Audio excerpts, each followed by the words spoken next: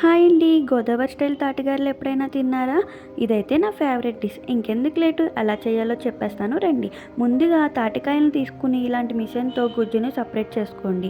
ఇలా గుజ్జుని సపరేట్ చేసుకున్న తర్వాత ఇందులోకి బెల్లాన్ని పొడిం చేసుకుని తగినంత బెల్లాన్ని కలుపుకొని తీపికి సరిపోయేంతలా కలుపుకొని బాగా మిక్స్ చేసుకొని పక్కన పెట్టుకోండి. ఇలా పక్కన పెట్టుకున్న దాన్ని కొంచెం గుజ్జుని తీసుకుని ఇందులోకి ఉప్మా రవ్వ, గోధుమ రవ్వ ఉంటుంది కదండీ! తెల్ల రవ్వ. దాన్ని కొంచెం కొంచెం వేసుకొని బాగా కలుపుకోండి.